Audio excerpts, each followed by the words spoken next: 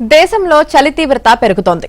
ఉత్తర భారత్లోని పలు రాష్ట్రాల్లో దట్టమైన పొగమంచు అలుముకోవడంతో సాధారణ జనజీవనానికి ఆటంకం ఏర్పడుతోంది. పొగమంచు తీవ్రతతో ఉత్తరప్రదేశ్లో రెడ్ అలర్ట్ ప్రకటించారు.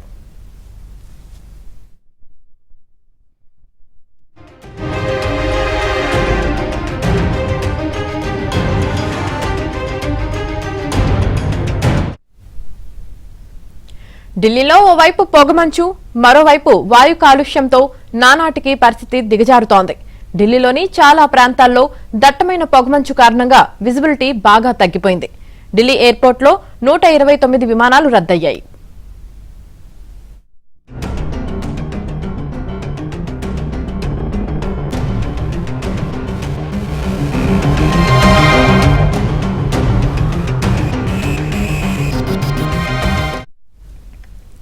అటు హిమాచల్ ప్రదేశ్, జమ్మూ కాశ్మీర్లో భారీగా మంచు కురుస్తోంది. శ్రీనగర్లో కనిష్ట ఉష్ణోగ్రత -0.4 డిగ్రీల సెల్సియస్ గా నమోదైంది. పంజాబ్, హర్యానాలోనూ చలి తీవ్రత పెరిగింది. 2 రాష్ట్రాలను పొగమంచు కమ్మేసింది.